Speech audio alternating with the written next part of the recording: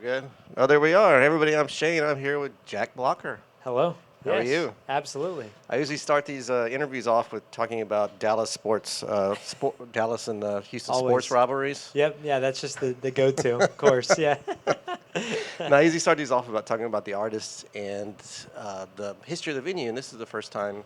Is this the first time in Houston for you, for the most First part? time in or- Houston. Yep. Yep. Okay. I was in a band in college, and we made it through Houston one time, but as a solo artist, yep, first Okay. time playing Houston. It was a nice turnout tonight. It really was. I was so happy. Yeah. I mean, such a nice room too. It just the sound was great, and the Cool. audience was awesome. It was really fun. Well, we're gonna have to do it again soon. So are you living in Dallas now, or have you I'm transplanted? from Dallas, and I'm living in Nashville currently. Okay, so you so are I'm a in Nashville. Nashville transplant, like many people. Right. Yep. Of course. Okay. Well, I'm gonna get in these hard-hitting questions. Are you ready? Please. All right. Yes. What is the first record that you purchased with your own hard-earned cash? First record is a Merle Haggard compilation record, Okay. and I got it for $3. What format was it? It was in a vinyl. Oh, cool. That's Oh, the it was first LP. vinyl record I Oh, yeah. purchased. The first album I purchased on the internet was "Party Like a Rock Star," and I don't remember who even sang it. But that's when my parents realized that they had to start restricting my iTunes access. Yeah. And because I told them I bought the clean version, and they're like, "What does that mean?" And then they realized that I could buy any music I Right. wanted, so Right. I lost the password after I bought "Party Like a Rock Star." But the first vinyl I bought was a Merle Haggard compilation record, Okay. and I still have it and listen all the time. Nice. Yeah. So, what was the first band merch? That had to be from an actual concert, but the first thing you can remember having that had a band on it. An Avett Brothers T-shirt. Oh, really? Yep, and one of the singers in the Avett Brothers designs their merch, and it had a bear on it, and I still have it. They're one of my favorite bands, probably my favorite band of all time. Okay. I got to see them at a concert at Red Rocks when did I was you? young, and I'd never heard of them before. My family just went just for fun because they'd heard of Red Rocks, but I bought that shirt there, and that changed a lot of things for me for sure. Nice. Yeah. So, who was the first band you put on a pedestal? Was it them? Man, band-wise, it Or probably was. artists, Yes, you know? artists. Well, I grew up, I listened to a lot of church music. Okay. And so, I think the first artist I put on a pedestal was Willie Nelson. Okay. That was the first. That was the thing that made me want to write music. I'd heard a lot of music, and I grew up singing in church, but listening to Willie Nelson changed a lot for me. And I put the Avett Brothers up there as well. I've had so many artists that I do this, and it's the same questions to all the artists. We've Yeah. been doing it for a while, and it's a lot of people start in the church. And Yes, It's yeah. been pretty. I guess I'm a little surprised about how many have actually started kind of in the gospel in the church and For singing sure. in church. It's so. some of the first people that offer you a microphone. Yeah. Yeah. Well, I guess that makes sense. I never thought Yeah, about it exactly. that way. All right, here comes the hard question. You're on an island. It's your island. I'm Yep. going to give you 3 records. Okay. No greatest hits, no compilations. Okay. How about live records? Well, it's your show. We'll let Okay. you do what you want to Live do. at the Old Quarter by Towns Van Zandt is Okay. one, and I'll only do one live record because I could do multiple. That's a great record. But that changed a lot for me. Live at the Old Quarter by Towns Van Zandt, Redheaded Stranger by Willie Nelson, and I'm gonna go with the Avett Brothers and do I Am Lovin' You Okay. by them. Yes. Okay. Close fourth, Aquemini by Outkast. Love that record. That's like a total. I know, but I love it. It's cool. Yeah. You rattle those off pretty quick, though. Yes, I mean, I had a long drive here, so, So you do know that Towns Van Zandt stood right here. I didn't. Yeah, I know. He played here twice towards the end, but he played here a couple Hey, times. towards the end was still a So- really, really good time for Yeah. him. Yeah. So he played here a couple times. That actually is really cool, man. So do you have any guilty pleasure music that you listen to? Yes. Well, like locker room hip hop. I mean, But I don't feel it. Most of it I don't feel that guilty about. I guess more like people wouldn't expect. Yes, locker But room hip hop. Outkast and that Because kind of stuff is- Outkast, I feel like, is pretty in line with kind of what Willie Nelson does, just from a different culture, a little bit. The heart is the same behind it in a weird way. course, yeah. But I listen to Future and Drake and music that got me excited to go play high school sports. Nice.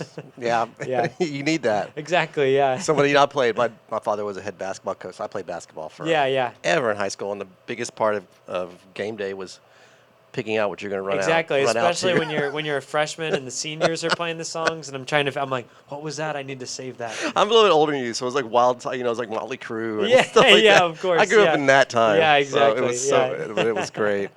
But so what are we Netflixing right now? What are you? What shows you I'm a got? big live sports guy. That's what I do more than anything. But if I'm Netflixing Same. right now, I'm watching Full Swing, the Oh. golf documentary. Oh, I did see. I haven't watched it. They've done it a few seasons of it. Yeah. And I love. So you're live sports and I do. I love sports watching sports. I documentary. just finished, like a lot of people, Severance okay. on Apple. I haven't seen it yet. I had a good time with So I that. just got done with White Lotus. Oh yes, great. That's on my list, and I've watched episode 1, season 1 on a plane. Yeah. My wife wasn't interested, and so It's- that's a barrier for You entry. gotta get through the first couple. to Okay. get to it. Did you watch the Celtic thing on No. HBO? Oh no, but I it's- listened to Bill Simmons, and It's so. it's really really good. Okay, cool. Good to know. So was there a moment in time that you knew, like, did you see something, hear something that I guess sparked what you're doing now? I'd say it was kind of a long process of it, because when I first, I went to an Avett Brothers concert when I was a lot younger, and I'd only played in church to that point, and I was like, man, there might be more to this, and I still play in church, and I love doing that, but started kind of writing songs after I dove into their songbook a little bit more. So it's kind of a gradual thing. A gradual thing for sure, because it's a long process of writing songs and performing them live, and sometimes people respond and sometimes they don't, and you're like, is this something that I could do professionally? Growing up in Dallas, I wasn't sure that music was a profession outside of teaching it at a high school, teaching band. Right. Course. And so I still have plenty of days where I'm not sure that it's gonna work out, but I feel more confident even in just the last 9 months or so. Just I feel confident in what I'm making, and being in Nashville is helpful because everyone and their mother is in music, and so just getting to talk to people that have been doing it for a decade or so, and what did it look like at the beginning, and so that's been helpful for me to just have some confidence in what I'm doing. I mean, it takes a lot of confidence to do what It you does. do. It takes just a lot of time too, and a lot of failure. I mean, rolling into Houston and getting as many people as you did to come out at a 9:30 show the first time is pretty impressive. Hey, so I'll take even if anything you're from Dallas. I can get. Yeah, exactly. Yeah. All right, for this last bit, I got some either ors. I'm going to give you two bands. Okay. Give me your preference. Okay. Doesn't mean you dislike the other one if you like one. All right. First one's Universal, Beatles or Stones? Stones immediately, but I like both. Dolly or Aretha? Dolly. Elvis or Sinatra? Elvis. I already know what you're going to say here. Willie or Johnny? That's crazy, but Willie. That's so tough, but Willie. Michael Jackson or Prince? Michael Jackson. All right. Lady Gaga or Madonna? Madonna. Metallica or Sabbath? Sabbath, for sure.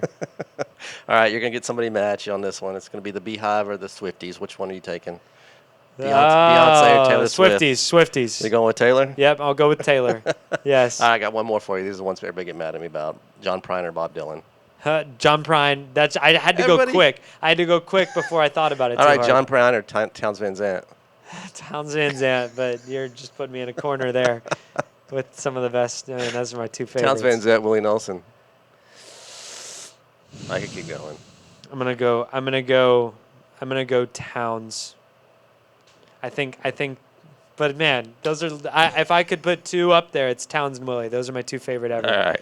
Well, I'm going to get you off the hot seat now. That's Thank you great. for sitting with me. My gosh, yeah. Thank you so much. Jack Blocker. Appreciate it. Thank you guys. Beautiful, yeah, amazing. Towns and Willie. Nobody's having.